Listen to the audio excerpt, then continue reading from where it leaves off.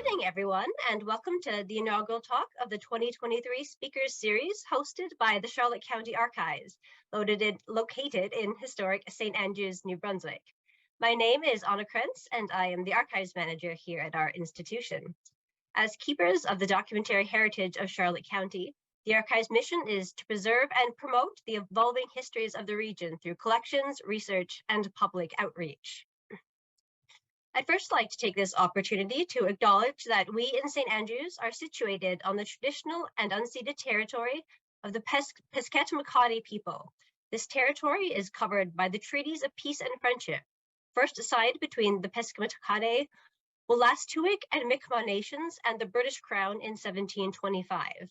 We extend our appreciation for the opportunity to live and learn on this territory in mutual respect and gratitude. For those of you joining us today from other areas, we encourage you to reflect upon the histories of the people who have inhabited the land you currently reside upon.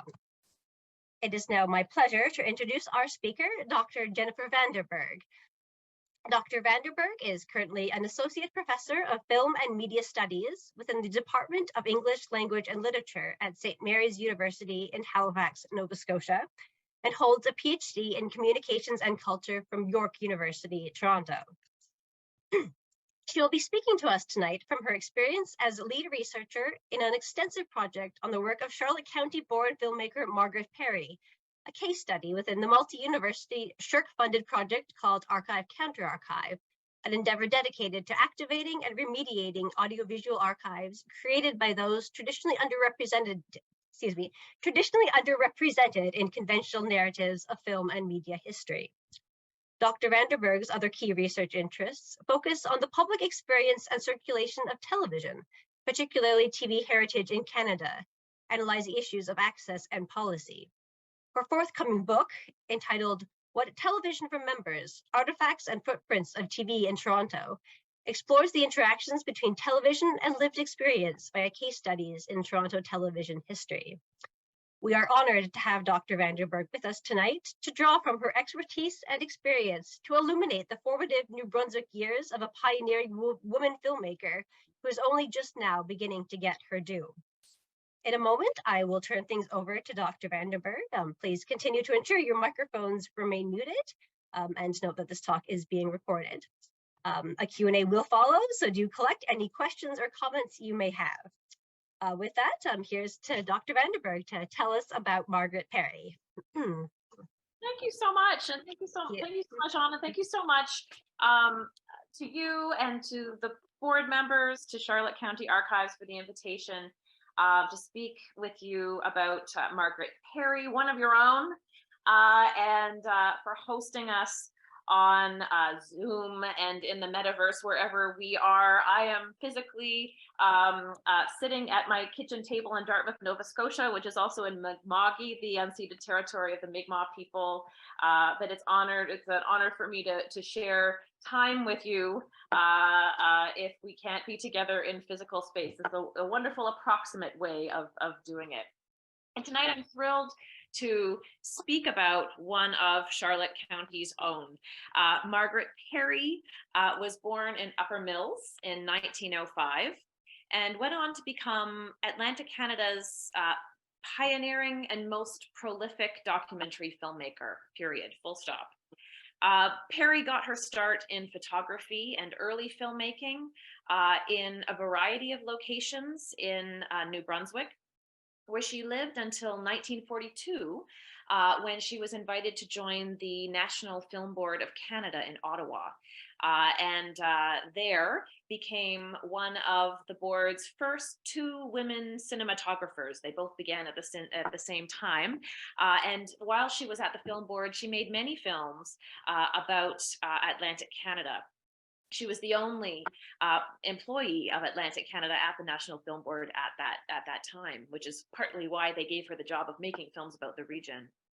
In 1945, she was invited to Nova Scotia to start the province's in-house promotional film department, the Nova Scotia Film Bureau. So here's a picture. Oops, I haven't been doing my here. Let me play this here and hope that I'm not showing you my hydro bill, as I have done often with sharing my screen in the past. So here's Margaret Perry at the National Film Board, pictured at the Moviola. Not a negative cutter, as many of the women were slated to do at the time, but actually doing some editing work, doing some very sort of high-profile filmmaking work there.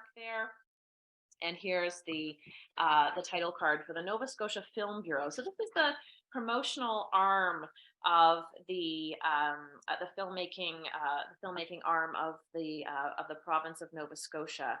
And from 1945 to 1958, Margaret Perry was the Film Bureau's only employee, which meant that Margaret Perry did everything. She pitched the film ideas, she wrote the scripts for the films that she produced, she scouted locations, she schlepped very heavy filmmaking equipment, tripods and cameras and film canisters across rugged terrain on boats on the ocean. She did all of that herself. She edited the films, and then she supervised the post-production. So she was the Film Bureau's only employee from 1945 to 1958. Until 1969, when she retired at the Film Bureau. In the period of her career there, she made over 50 films, 50 promotional films about the province, on a wide variety of topics, ranging from tourism promotion to films about the province's complex cultural heritage, to films about marketing, agriculture, and she also, created industrial films as well. So films that were that the intention was to kind of draw tourists or to draw investment into the province. At the time, her films were quite, well regarded within their genre. Her films won a bunch of national and international awards.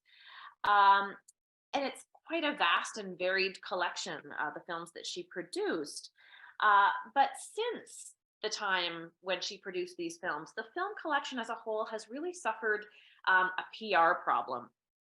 Because these are technically government films, they've tended to be ignored, discredited, written off, and often mischaracterized without having been seen as propaganda, as didactic government film, or written off because of assumptions that they're probably perpetuating anti-modern, nostalgic depictions, representations of Nova Scotia for tourists.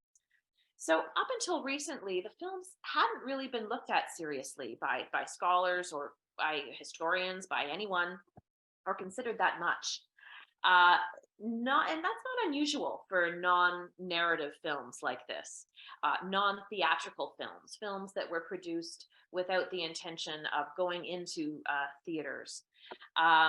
Films like this tend to be given less critical attention in general in film scholarship, and people don't tend to pay attention to the people who made them.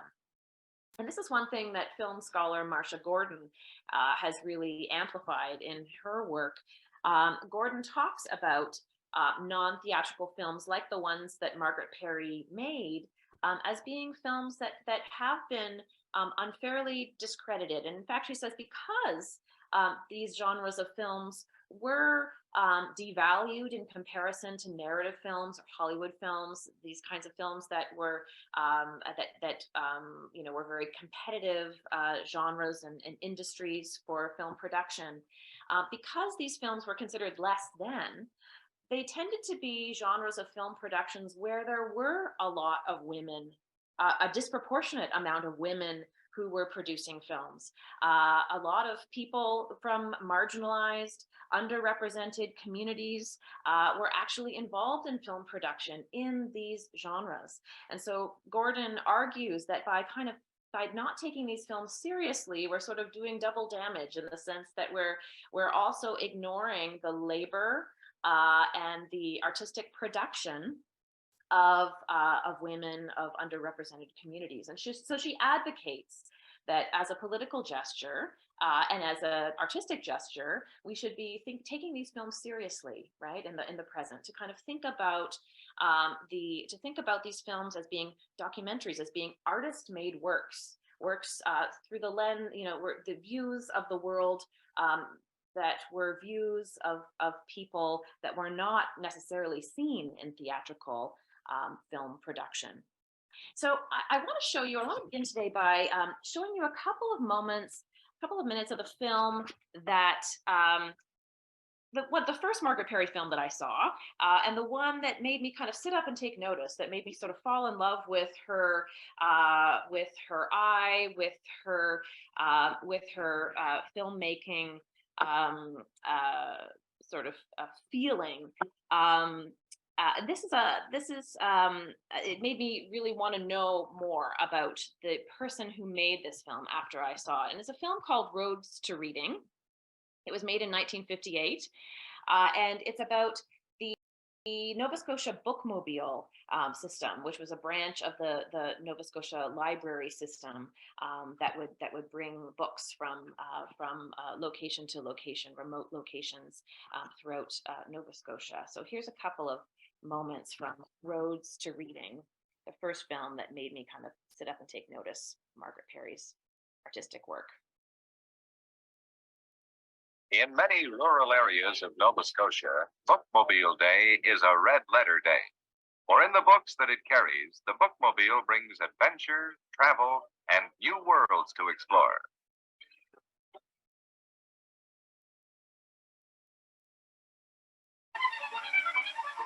So young and old alike wait impatiently for the bookmobile as it travels along its scheduled route.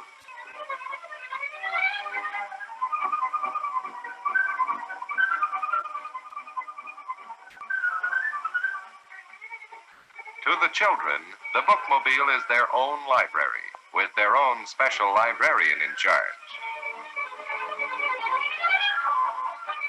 To the older folk, having a wide selection of books from which to choose is a dream come true. So with Roads to Reading, I was struck by a few things. First of all, I was really struck by the saturated color, this incredible color in her films. Perry shot on Kodachrome and Ektachrome film stocks, which gives us those gorgeous saturated reds and blues and greens. So I was really struck by the beauty of the film. I was also struck by the fact that it represented a Nova Scotia that was familiar to me, but also seemed different. It seemed to me that the style of shooting in the film included a lot of close-ups, kind of a disproportionate number of close-ups than in other industrial films of the time. It really created a sense of intimacy with the people that were being represented in the film, and it sort of compelled me to pay attention to objects, to pay attention, to look closely to things that seemed unusual to me. So there seemed to be a lot of close-ups. The film also documented a way of exchanging information, taking books from town to town that didn't exist anymore. It also focused on the labor of women and represented the work of women as labor. And that struck me as something unusual. Women who were working as librarians, circulating, cataloging, repairing books, helping with research. These kinds of things were characterized as work, as labor, as things that were valued. And the viewer of this film is compelled to pay attention and take seriously these kinds of practices and methods. It also seemed to me to be focusing on things that other films wouldn't necessarily pay attention to. Its articulation of the modern and the contemporary was certainly out of date. So in saying how things were, it actually was showing me how much of the present moment was not this.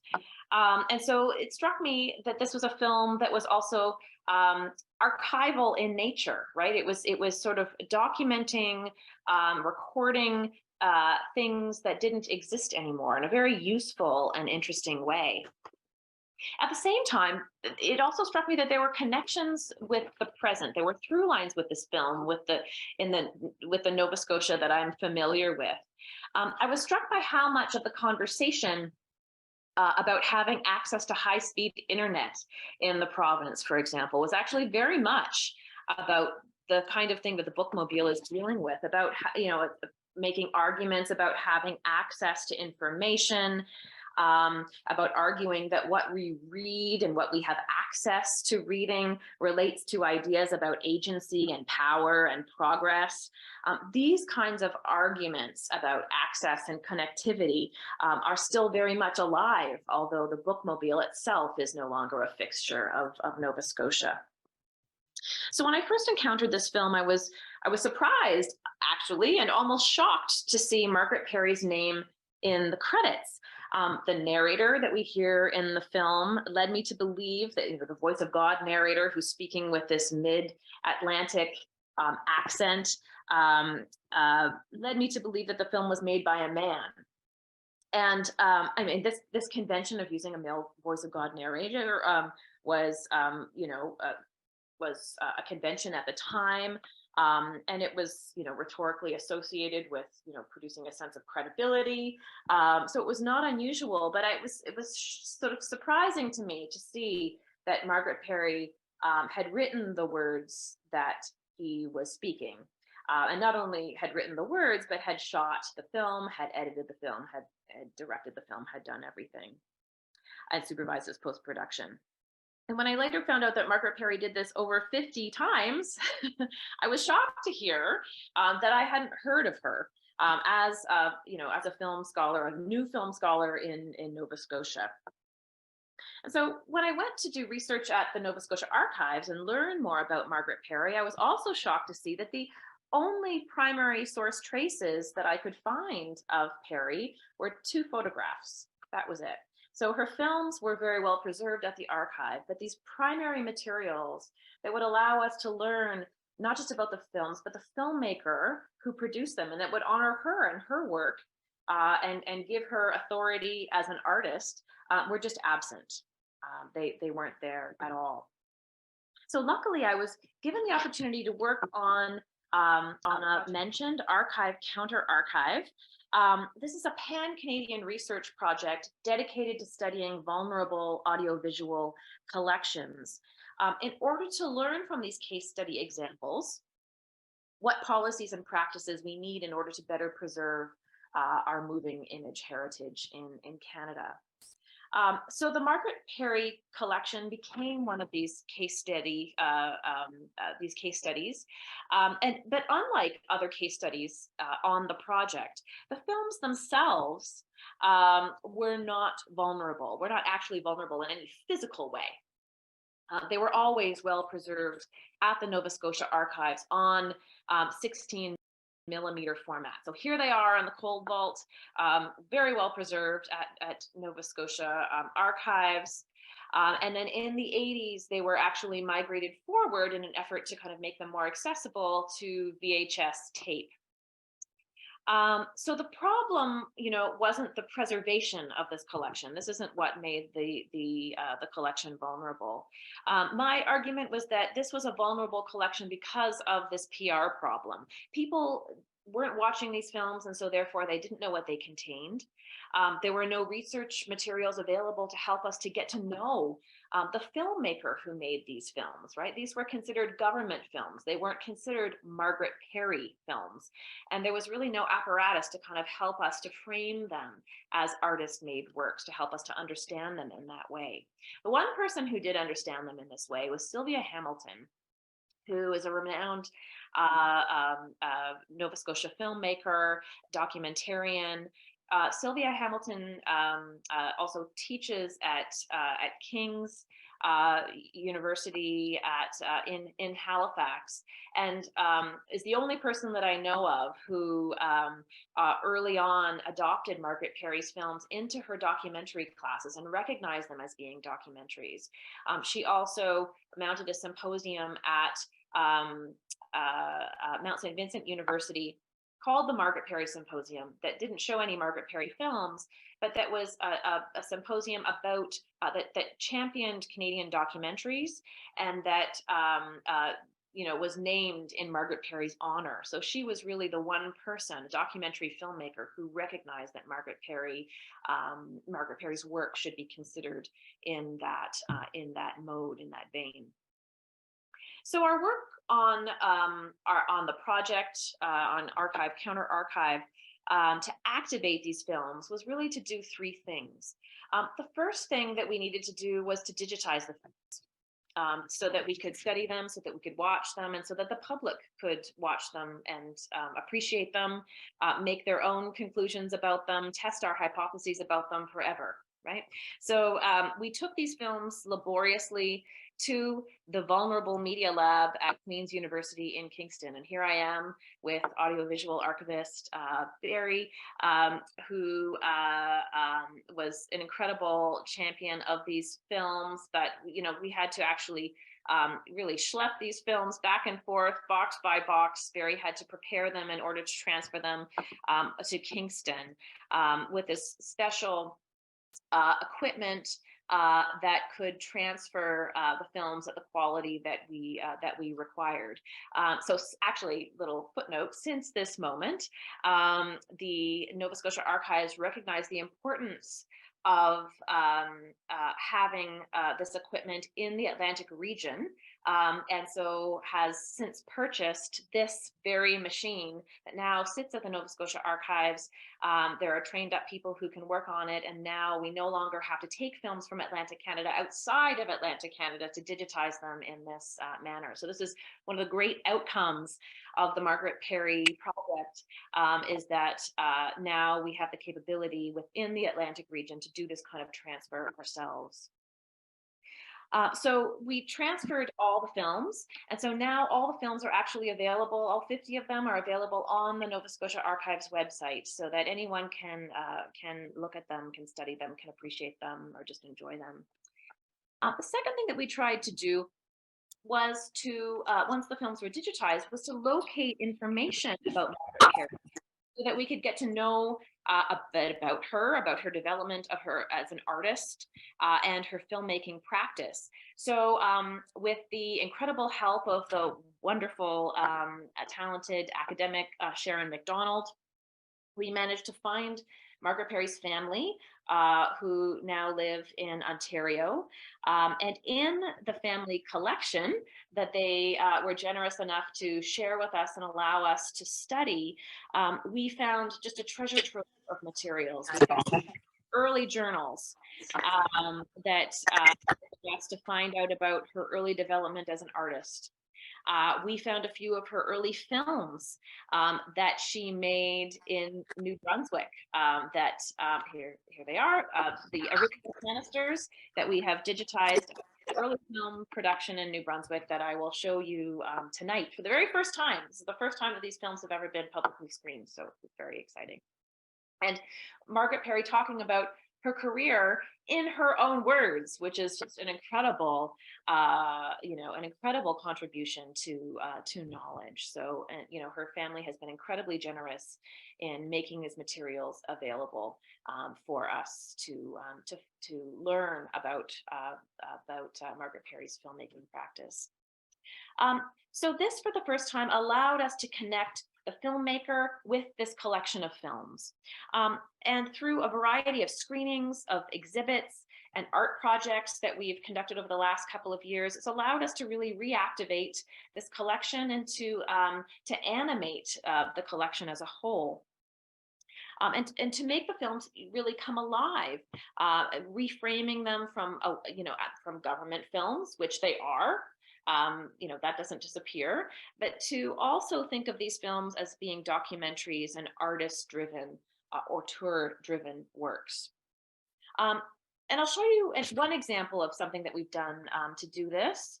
I'm going to show you a couple of minutes. Yeah, so in September, we were fortunate enough to, in conjunction with the Atlantic International Film Festival, which happens every September in Halifax, we mounted a few interpretive exhibitions about Margaret Perry's work.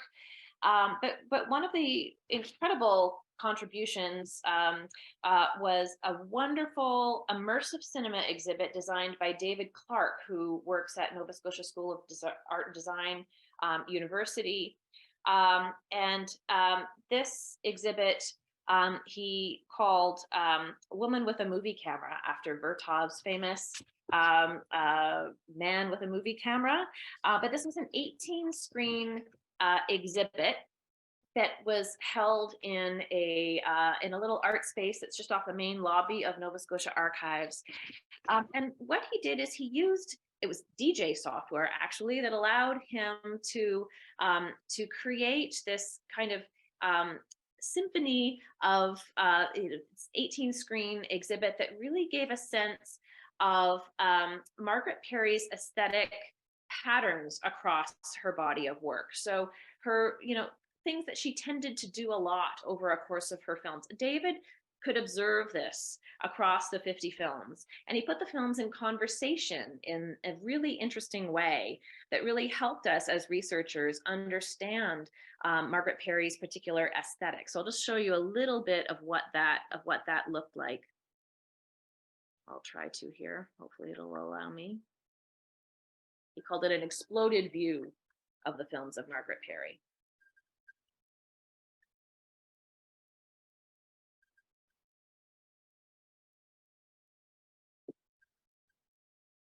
So this goes on, and you can see this on David's website, but you can get a sense, right, of he's sort of identifying these patterns of particular close-ups. There are wonderful close-ups of people's faces that he identifies across her body of work. Spinning, she loved to pan right on a bunch of things, looking out of windows, these aerial photographs. So kind of seeing these aesthetic tropes repeated throughout the film.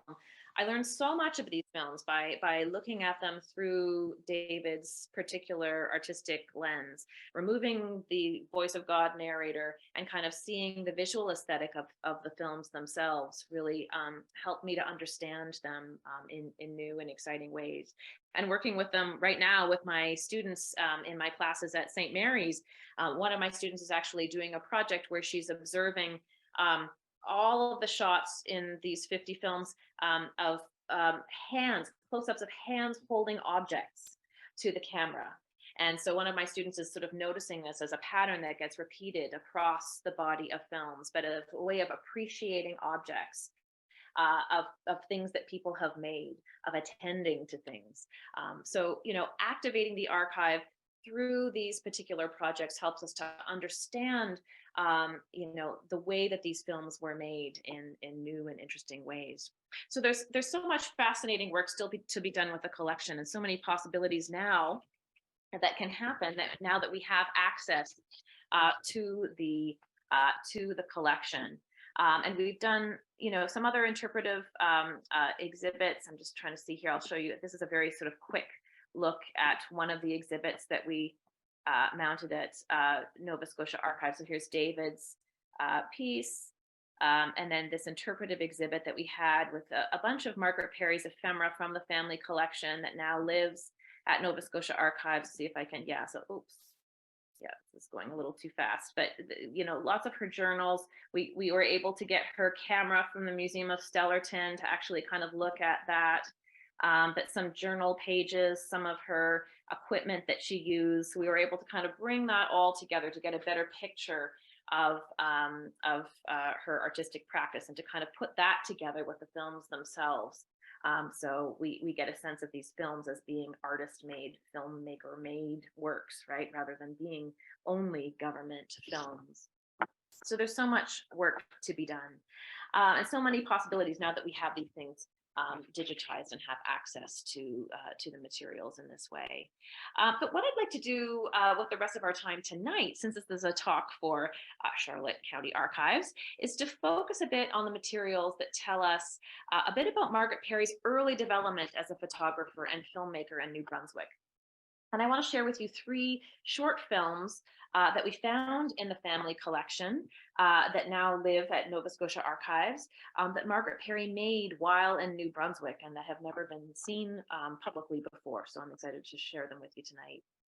So first, a little biography about Margaret Perry's early life to orient us in this work. So Margaret Perry was born in 1905 in Upper Mills. She was the oldest of four. She had two brothers and a sister. Her mother, Winifred Woods, was the daughter of Newfoundland's Postmaster General. And Winifred went on to study at Mount A and then at the Boston Conservatory of Music. Perry's father, Jabez Rice, also went to Mount A and became a Methodist, later United minister. And so the family moved around from place to place to different parishes. In 1913, the family moved out of New Brunswick for 5 years. They moved to Summerside, PEI, and then returned in 1918 to New Brunswick to live in Sussex, Fairville, Marysville, Bathurst, and then Millerton. In 1922, Margaret graduates from St. John High School in Fairville. And since there wasn't enough money, her brothers got to go to university, but Margaret and her sister didn't get to go to university, as was customary at the time. So Margaret instead takes a stenography course and hates it.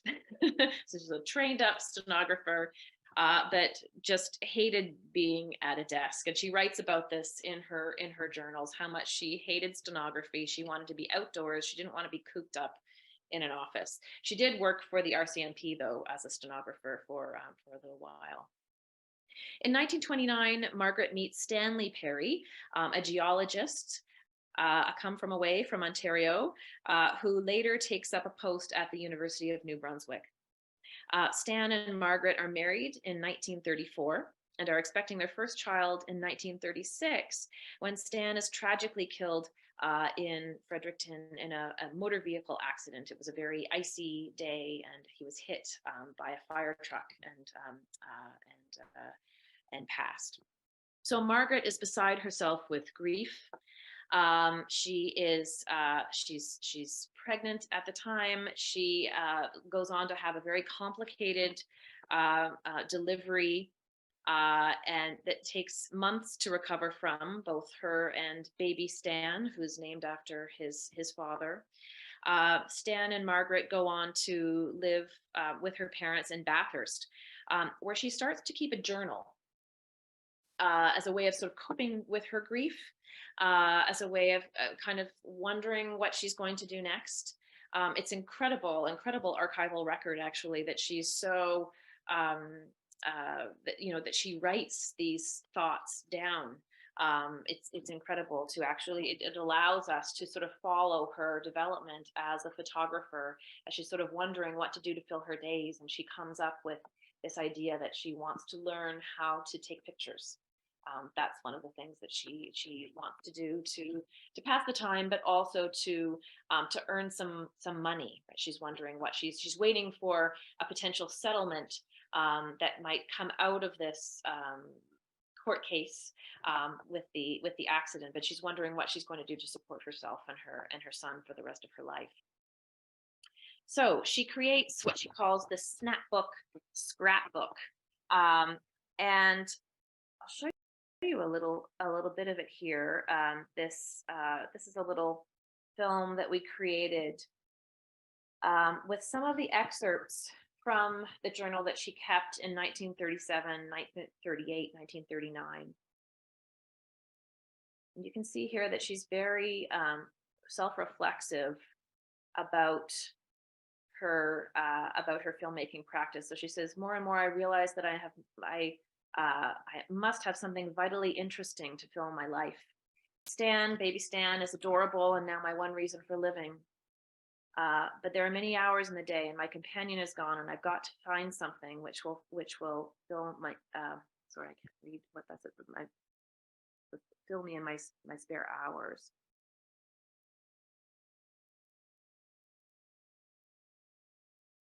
Yeah, so now it's the year 1937. I'm going to keep a snapbook, sort of talk about this. So she just gives this incredible detail that tells us so much about her motivation for learning photography. She said, I'm quite interested in photography and wondering whether to make it a worthwhile hobby. And then we see that she starts to get a couple of subscriptions to photography magazines. She starts to learn about it. She's very self-reflexive about her own practice, about her own learning, taking pictures of Stan, posting them in the journals. Sweet, adorable pictures, but also really unusual, right? Low camera height, interesting kind of camera angles. She's thinking kind of artistically about this. And so she starts to include these in her journals. And then she starts to reflect critically on her own photography, right? Wondering, okay, these things were they properly exposed, the subjects moved. She starts to kind of critically reflect on her own practice, thinking about what to do differently next time. And then she turns her parents' bathroom into a dark room, and she goes from taking pictures and sending them away to actually starting to develop them herself. So she starts to reflect on that process, on not just taking photographs, but on the developing process as well, and sort of looking at the results and writing about what she might do differently. She also talks about the subjects of her, the sort of things that interested her, that she wanted to take pictures of. And they were very much things that she focused on throughout her career. It's incredible how consistent this is. She says here that she was very interested in this particular day of going out and watching people cut ice. She was very interested in sort of aspects of everyday life, how people did things, how people made things, how, the process of things. Of documenting that. And you can see this interest that she has in, even before she starts making, moving images, even in her photography, she's interested in kind of capturing these aspects of everyday life that other people weren't paying attention to. But for her, these were interesting topics and interesting subjects and things to pay attention to.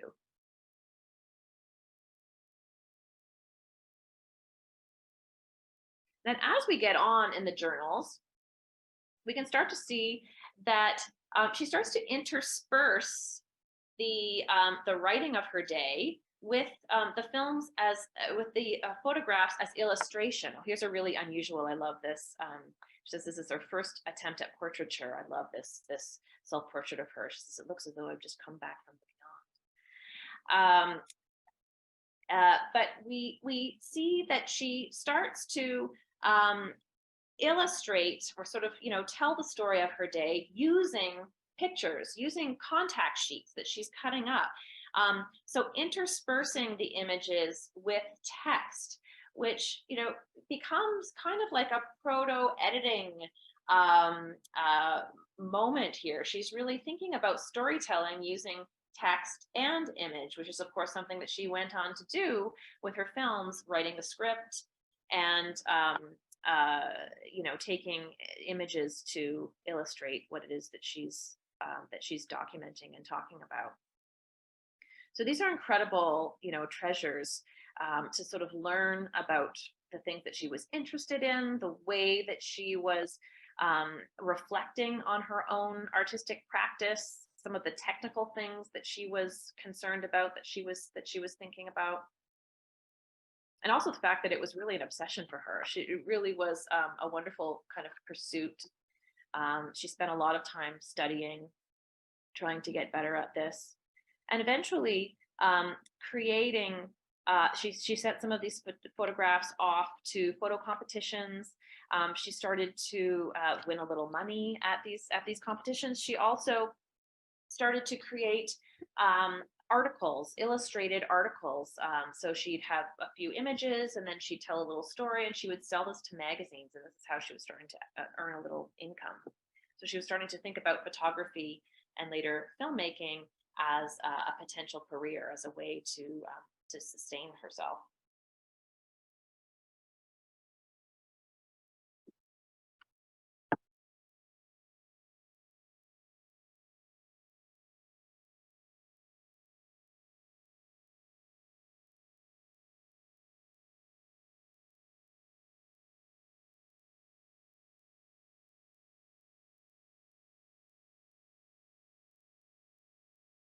These beautiful, beautiful images. And I love these playing with shadows, right? So this, and working in very difficult conditions, right? Trying to get exposures and low light levels. So really challenging herself. Also making notes of f-stops, of sort of aperture, of making sort of technical notes in her work. So these are really important records for us to kind of learn about her early development as an artist. And this is all happening in Bathurst. And really rare for for an artist to document their early development in this way. So we're really fortunate to have this record. Yeah, this is the only color photo that's available in the diaries. Here again, this is some images that would are virtually identical to things that show up in her films at the Nova Scotia Film Bureau. But these incredible kind of cataloging systems and just ways of keeping track of the technical elements of her film. So we can see how serious she was about developing at this time. Yeah, so super interesting. And also kind of merging the industrial with the personal. This is something that she does in a lot of her films, and we can see this interest developing very early on in her journals that outline her development as a photographer. So super interesting from a scholarly and historical perspective in terms of learning about the connection between the films and the person who made them. So in 1940. Margaret Perry has been, journaling about this, sort of practicing photography, starting to sell some of her imagery. And in 1940, she takes a job as a projectionist for the National Film Board. She takes a job as a rural circuit projectionist in New Brunswick. So from 1940 to 1942, this means that every month she'd receive a shipment of films from the National Film Board, and she would distribute them. She would drive around and she would show them to local communities. She would lead discussion on these films. So she'd show them in community halls and church basements and classrooms, that kind of thing. And she would lead discussions about the films afterwards that were guided by sort of the guides that the National Film Board would give her that would accompany the films. And this is really where Margaret Perry got her early film education. She saw a lot of films doing this, and then she began to kind of emulate. She started to experiment in making films on her own. And she began to make films in the style of the ones that she was projecting, documenting everyday life, aspects of everyday life in New Brunswick.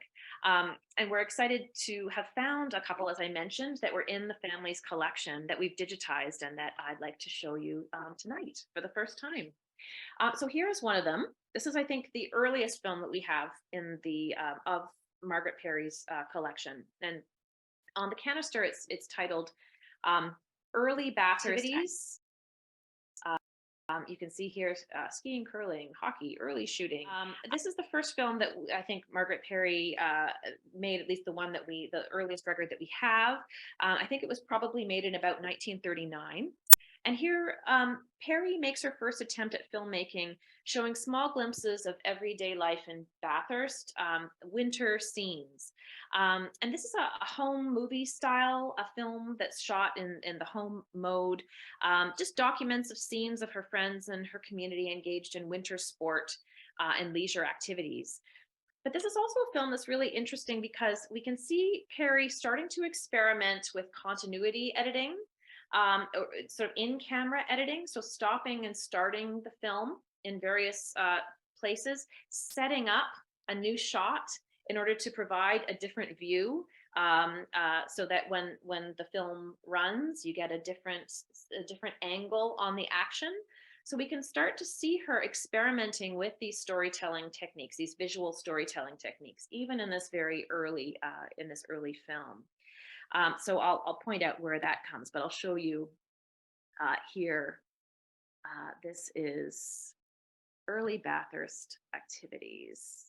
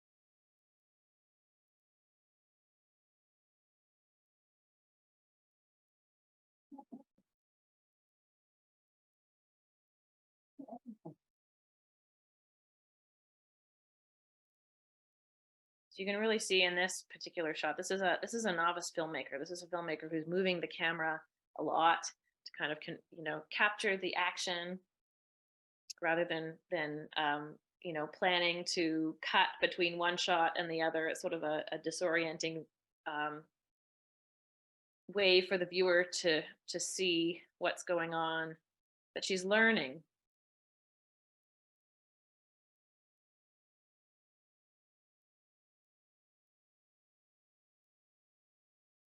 She's also shooting in very low light conditions, which is pretty challenging. So she's able to register an image here with good focus.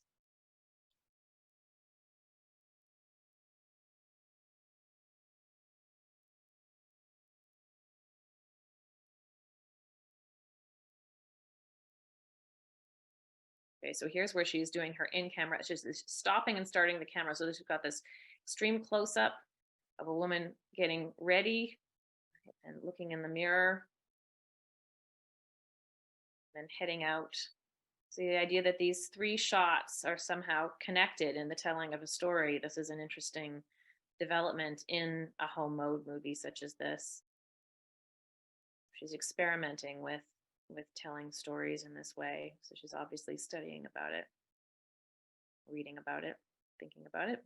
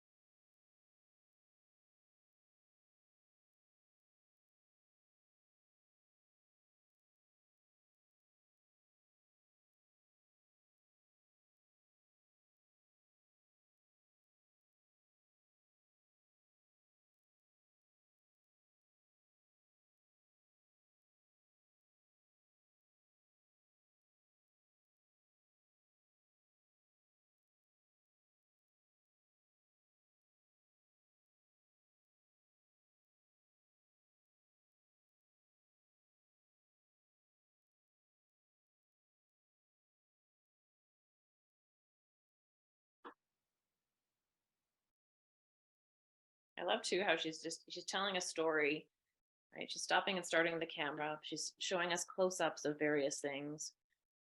But this emphasis on enjoying the outdoors, on socializing, on having a good time, these are things that she continues to focus on in her tourism films, with some hockey scenes and some curling scenes later on. and focusing on women doing things together too, right? Which is something that we don't often see a lot in these home mode films. Yeah, this is a dance. So this is all available. This is all available to see, but I want to show you a couple of others here. So I'll stop this here. I want to show you another. So this is just to give you a sense of how her filmmaking progresses. So it goes from this kind of home mode example to a film, that looks much more like a documentary, is very much in the spirit of her later films and the films that she was likely to have been projecting at the time and emulating. It's called Christmas Trees. And it is really about harvesting Christmas trees. Oh, this begins with Stan, with little baby Stan coming to camera, and ends with Stan going back up the hill. So this kind of interesting idea of arriving at the same place where we've begun with baby Stan. But this focus on sort of very pragmatic things, right? Of how Christmas trees are harvested, how they're organized, how they're transported, how they're sold, how they're cut. Focusing and honoring this kind of labor, paying attention to this sort of thing that you don't really see documented.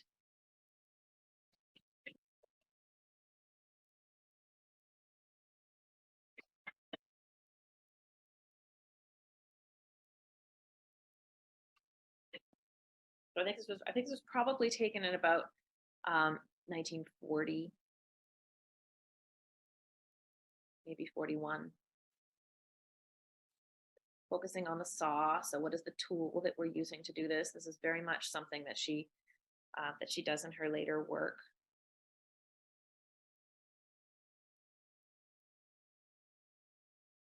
So what is the method? How do you do it? What is the, really honoring the fact that this doesn't just happen. It's the harvesting, then the gathering, the actual transportation as being labor.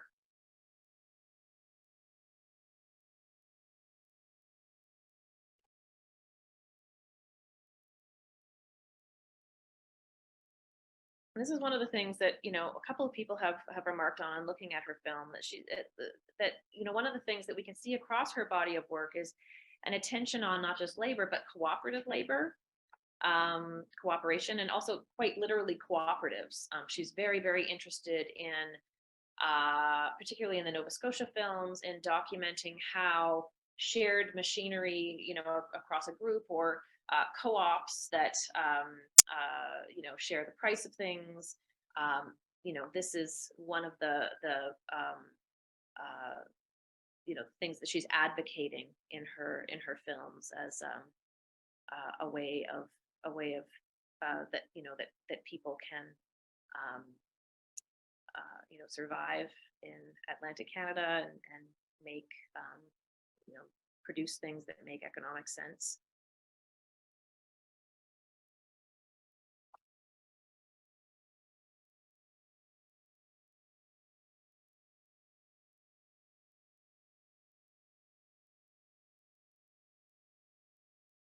But focus on the process of doing things at every level, right, of actually getting these things to market.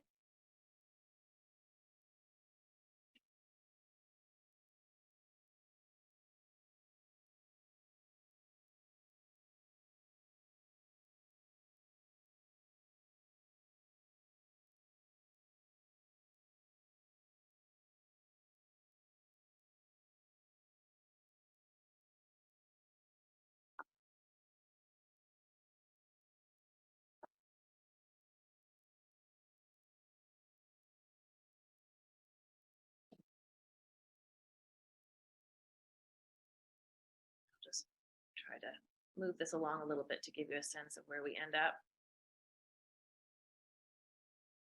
From boat to train, getting them to market.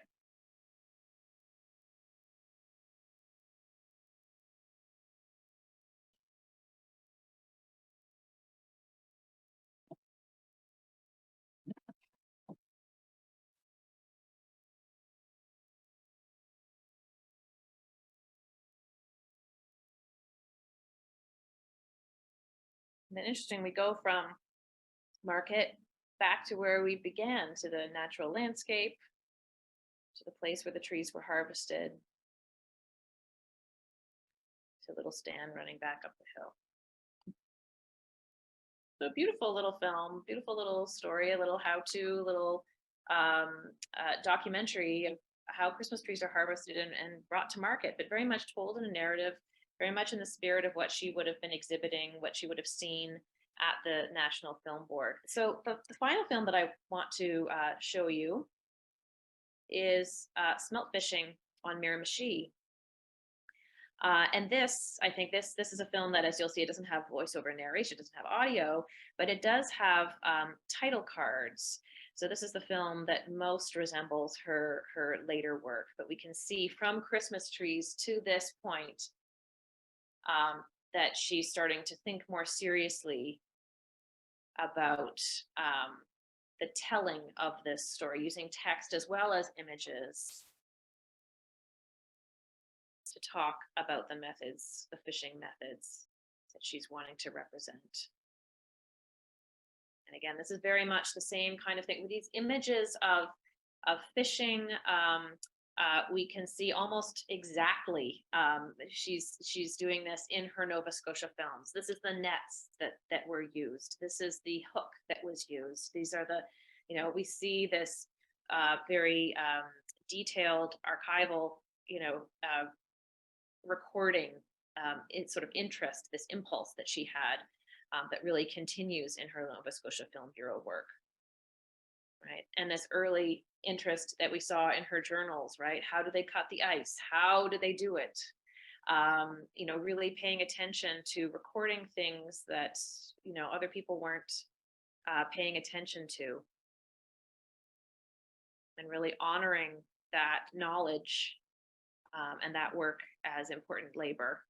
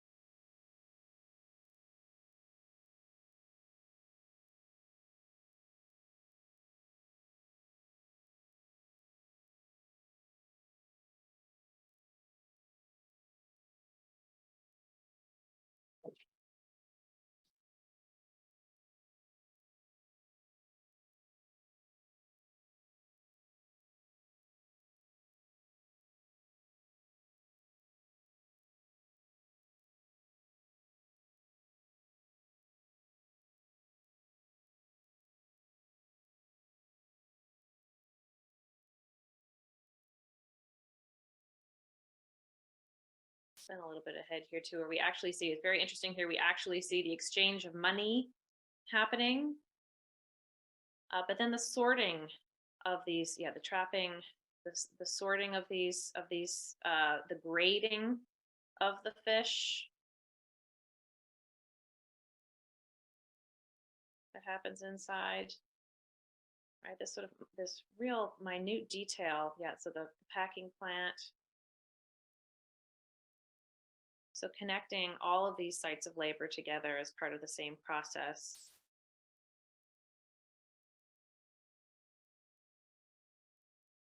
And saying, people will be interested to know how this happens, right? There's a connection between all of these things, and it's a worthwhile story to pay attention to. This is an argument that she made throughout her career, no matter what it is that she was attending to.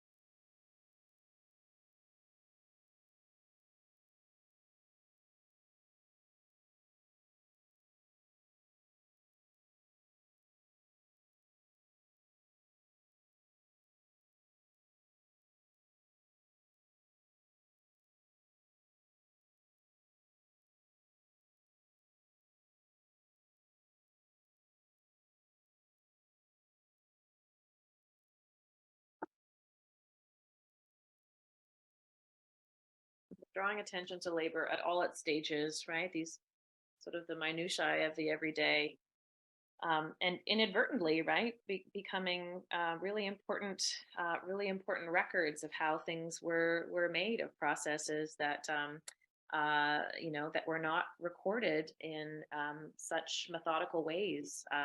This is something that lasted throughout her career. And so all of the films that, these are her early films that she made in New Brunswick. These are probably ones that were that she would have showed, that her MP saw, that would have recommended her to go to the National Film Board, and then go on to this incredibly prolific career that she had in Nova Scotia.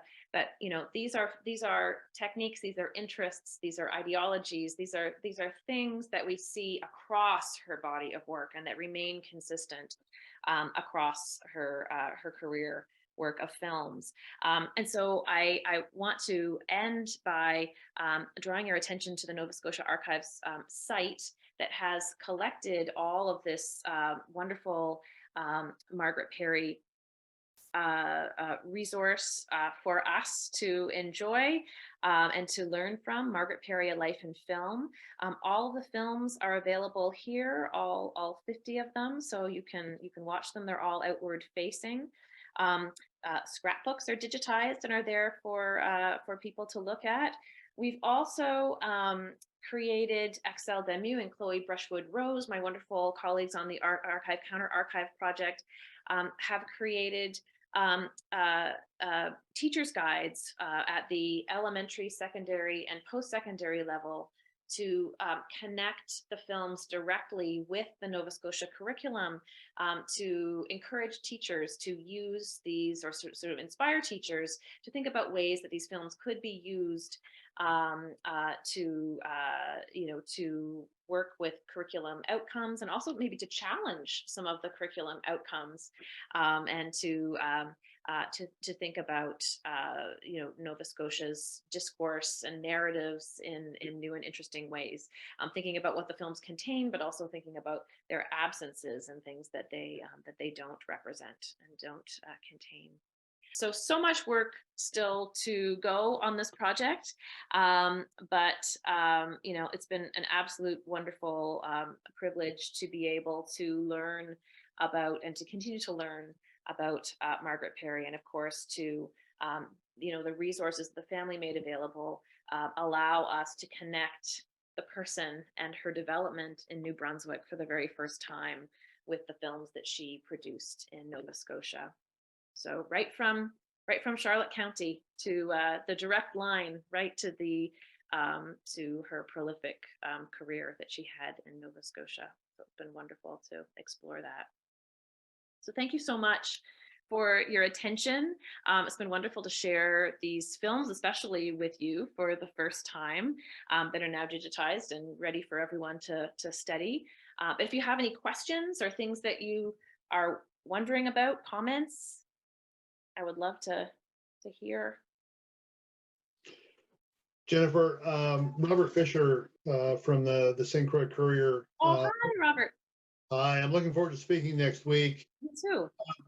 A couple of observations and a couple of questions. One of the observations is that in the scrapbooks you were showing, there was a picture of a winter scene with trees, and the light in that picture was absolutely sublime.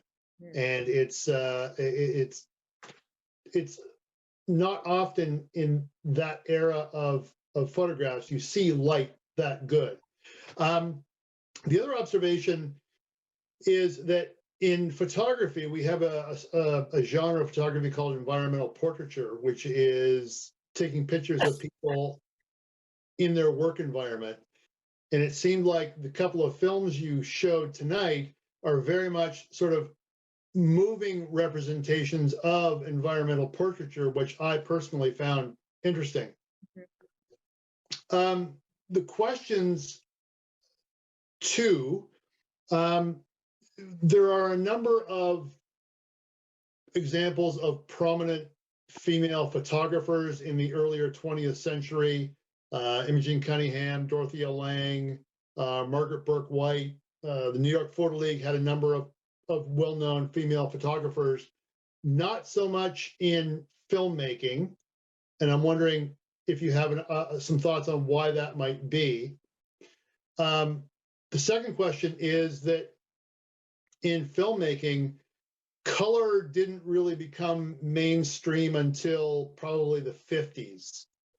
She was using color in the early 40s.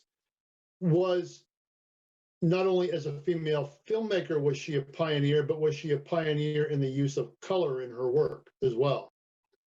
Yeah, that's a really good question. And to be honest, I'm not entirely sure. But it was much more expensive for sure. So she was definitely, doubling down on that. And she was seeing these films that were coming out of the National Film Board. So I think she was sort of, emulating that as her benchmark.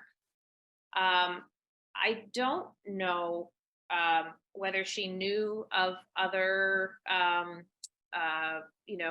it doesn't seem like she had other female photographer contemporaries or any other photographer contemporaries. Actually, she didn't, really mention that she discussed photography with anyone.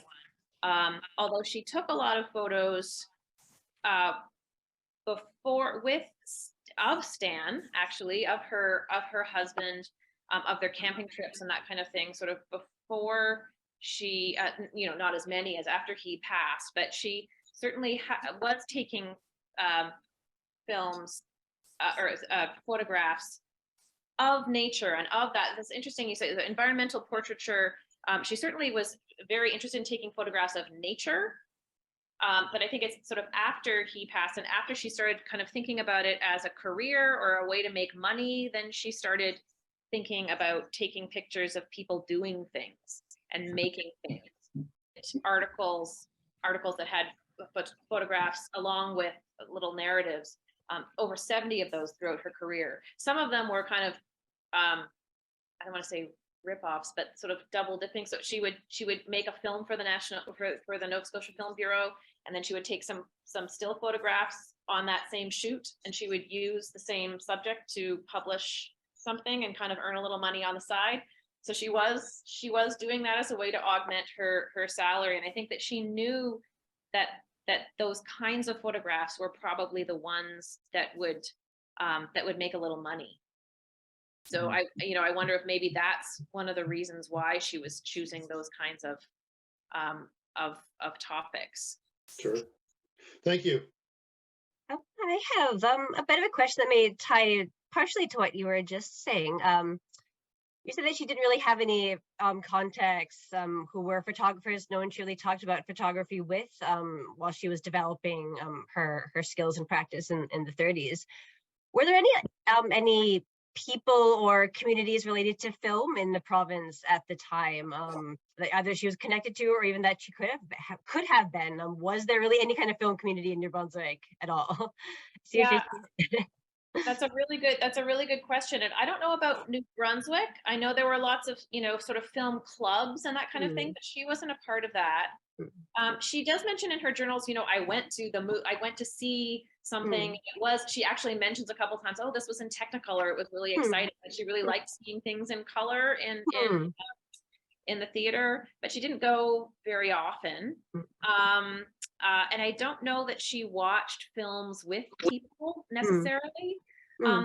Although we do know that when she certainly had, there were a lot of, she had a lot of close colleagues at the National Film Board, worked very closely with a couple of women director producers, in the films that she produced there. And then when she, I don't know that she really had anyone in Nova Scotia that she was a contemporary with. I mean, there were Tom Courtney, like there were some people who were, and actually it kind of is interesting to me that they weren't offered the job, or maybe they were, didn't pay enough. I think that might have actually been something. But I have no proof of that. But I sort of speculate. I'm like, what was Margaret and not this person who owned a photography studio in town and actually made documentaries? Why wasn't he given the job? I don't really know the circumstances around why she was the one who was offered the Nova Scotia Film Bureau job, especially since she wasn't from Nova Scotia. But one of the things that we have unearthed that I didn't mention, but an incredible treasure trove of information about her practice, is that all of Margaret Perry's correspondence about her filmmaking once she got to the Nova Scotia Film Bureau on the Nova Scotia end does not exist. However, we have found, so for all the post-production and all the audio production on the of her films, that was farmed out to Crawley Films, which was a private production company in Ottawa. Sort of once a year or a couple times a year, she would travel to Ottawa and she would supervise the post-production and the narration of the films. They also did the animation and the title cards to some of the films, so she would request that. And she worked very closely in producer services, it was called, but it was really one person that she dealt with who was also a filmmaker, Sally McDonald.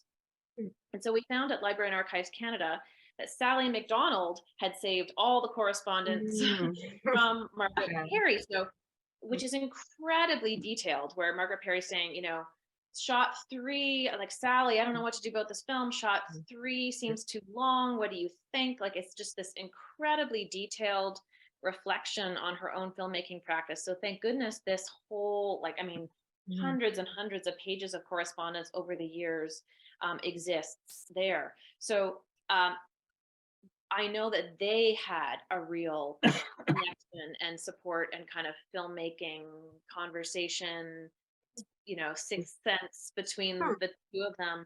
And thank goodness this was a time before email or text or, even phone conversation. Like, all of this stuff was typed and written down and is now documented. So I've sort of skimmed the surface of that treasure trove, but really sort of digging deeper into that to find out about, about how involved and how, I know that Margaret Perry really valued Sally's opinion on things. And so I think they had kind of a filmmaking synergy. Wow, that's really fascinating. And to hear about that whole show of correspondence and even some of these other archival documentary materials that you've highlighted, it is really remarkable the degree to which those illuminate her life and work. So thank you, as an archivist especially, for emphasizing those and showing how much richer it makes her story. Anna, can I try again? Yes, certainly. Okay, a couple of things. One was about color film. Our own cinematographer here in St. Andrews was Bill O'Neill, and he started using color film in 1939, possibly 38. And it's quite interesting because Kodachrome, I believe, only became available in about 1935 to the general public. And so Bill was filming all kinds of activities going on here before the war, 38 and 39. And we've got it all digitized and all up on our YouTube. Is that right? What a gift. Somewhere. Oh, fantastic. I'm so happy to know about that. Historic, you can get it through our website, or Historic Home Movies of St. Andrews. Thank you. How wonderful. Oh my goodness, what a treasure trove that is. Well, yeah, we've pulled it back unprofessionally. I did a lot of it myself, basically. We did what we could with our resources for nothing, in other words. But we got all kinds of comments from people recently living anyway, and to explain what it all was, because I didn't know anything about this, as you can probably tell from my accents. I came in fairly recently. Now, the other question, I had a question for you on the first film you showed us. It probably was shot at 18 frames a second, or maybe possibly 24. And I noticed you didn't make any attempt to get rid of the jerks. Yeah, it's interesting that unfortunately over Zoom, it's even worse. But I think it has been transferred. I think, unfortunately, and we didn't notice it until it actually came back, that I think it was transferred at an improper frame rate. So I think that makes it a little more, sort of amplifies that. But certainly seeing it in this. That's easy enough to correct. Yes. These days, fortunately, we don't have to have all these old gentlemen in top hats running around. Sadly, that would be amazing. I'm also fascinated. I would love to talk to you at another time about the home movie channel and project, because that's actually something that the current project that I'm working with Nova Scotia Archive on is trying to collect home movies from the region and from across a different spectrum of community. Try to get some underrepresented groups collected in there as well, and to digitize the stuff now that we have the equipment to do it, to have kind of home movie day kind of stuff, and then to have a website that showcases that. So I'm so thrilled that you've been real we've got quite a lot on there now, because when I came we had all this photography, and I said, have we got any movies? No, there was complete blank 7 years ago, but now there's quite a lot on there, and there's a bunch more that's coming. Wonderful. Churning out here as best I can. Well, I'm going to have a good look at that. So it'll be interesting. Have a look at it, and then by all means, let's have a chat. Thank you. Well, thank you. It'd be interesting to share notes. Thank you for this. Thank you for this talk and film show. Goodness. My another thing I'm interested in, if I can hug the microphone, I finally got.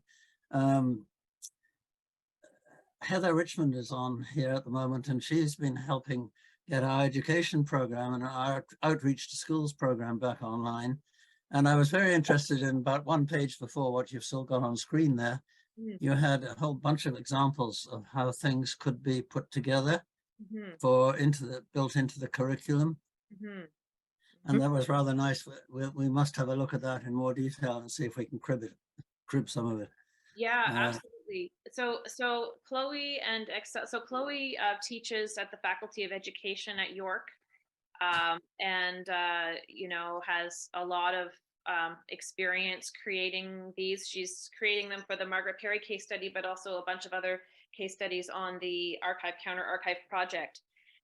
So yeah, she thought very carefully about the template to use, how long particular sections should be, what kind of context to give, what kind of questions to ask. So that was really fascinating for me to work with them, to think about ways that to provide links with the curriculum in ways that are useful without being overwhelming. It's a fine line to walk.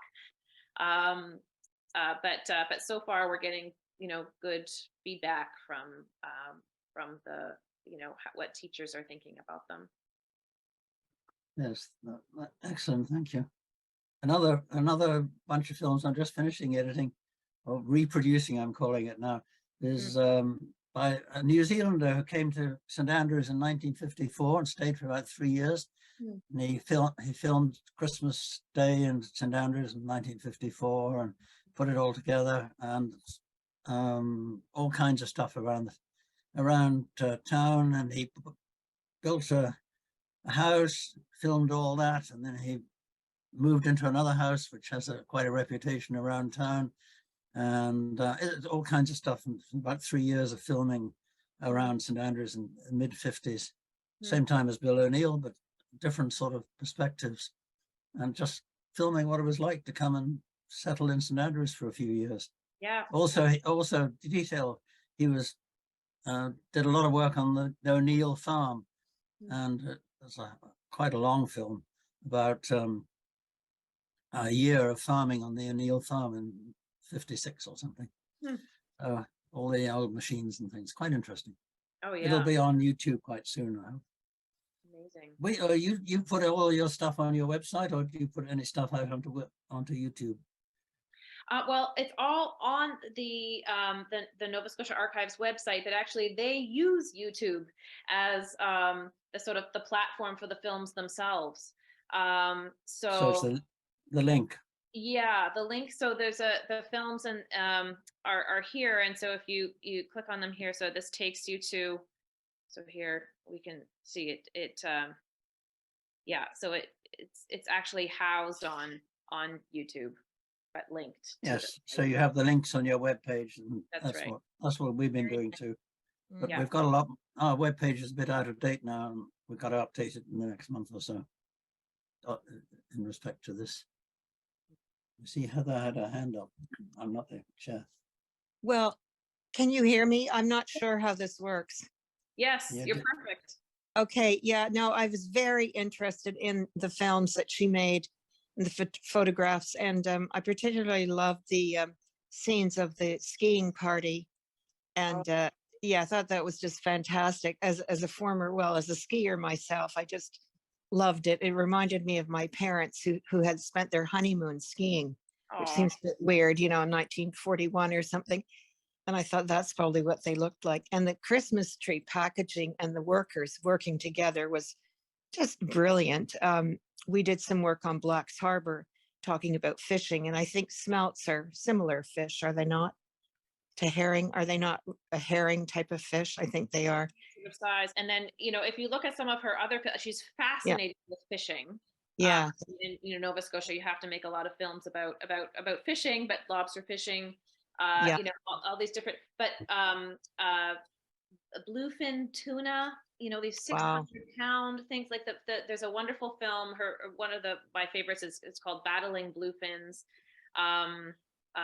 That's all about the step-by-step of going out onto the ocean and trying to catch a tuna. So she's very interested in in fishing and thinking about, of course, it's all framed as a battle. Like, when I talk about this with my students, my students are just like, environmentally, this is not okay. Like, these are some of the things that the films capture as well, ways of thinking about nature, discourses of, I thought that too. I thought we certainly have a lot less snow now than we see in her films.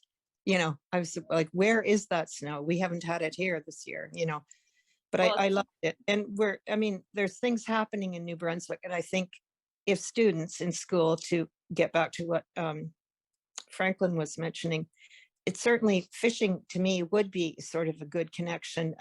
The St. Croix River is being opened up so that the alewives can run. I'm on the International Border Commission, and they're taking out all the mills and things that are in the water around St. Stephen. So there'd be quite a change in the river. And I think there will be some renewed interest in the alewives and things like that rushing up the river. And I actually think the alewife is also a type of smelt herring, whatever, but it comes from the sea to freshwater. I'm not sure. But the Passamaquoddy tribe in Maine particularly are very interested in this. And we're doing a project on that. So maybe I can connect that to the archives. I don't know, Franklin, I'll see. I'm just a newbie on that commission, so I'll find out. What's that? The IJC? Well, Yeah. it's the International Border Commission between Maine and New Brunswick. Oh, I think the that's local what. one. The local Well, branch of the International Joint Commission. Exactly. It's just the two, the province and the state. And people are very interesting. There's a very interesting young scientist who's working there. He might be a good person to speak to us too at a certain time, Anna. But anyway, I'll stop talking. I'm in my 90s, so I'm glad you can't see me. I'm heading there myself. You were mentioning wintertime too, and this brought me back to just triggered something that Robert was mentioning too about the winter scenes. One of the things I neglected to mention about these three films, though, the ones that I know that she produced in New Brunswick, is that they're all winter scenes, as Robert pointed out, and a lot of her photography too is very winter oriented. In the Nova Scotia films, I think there are maybe two, like in all 50, there are probably two shots that were taken in winter. The bookmobile has one in winter to kind of just show, it goes through sleet and snow and the whole thing. And then there's Trees in the News that is about felling trees and actually using the winter roads as a way to kind of transport. But aside from that, she does not shoot in the winter. And it's interesting that her first films, it's just all snow, it's all winter. Well, I'm thinking it's because she herself was a skier, because she Yeah, says in her journal there, I That's went out for a run tonight, meaning on her skis, and I love that, you know, woman after my own heart. So Yeah. thank you very much. Thank you. Yeah, thank you. I don't know, Leanna, are you still here? I just wanted to mention, I don't know if Leanna's still here, but I just saw in the comments, She Leanna. is. Oh, you are? Hi. This is Tanya. this is Margaret Perry's granddaughter who's joined us today. So that's Oh, exciting for everybody. So hi And to she's got Leanna has a different last name, but hi Leanna. So happy you're here. got her mic turned off. Yeah. She's laying low. That's fair. We are getting a little bit late. Are there any last questions from anyone? All right. Thank you again to Dr. VanderBurgh for this fantastic talk. It really is great to see Perry's remarkable story and body of work being brought back to where it all started. Even if she went on to other things, we're still very proud to claim her for Charlotte County. I hope everyone here also has enjoyed this talk as much as I have, and thank you all for coming. We've had a few comments in the chat as well from people who had to run, but very much appreciated it and wanted to extend their thanks. So that really is fantastic to see. We are planning to host additional talks later this year, whether online like this or in person is to be determined.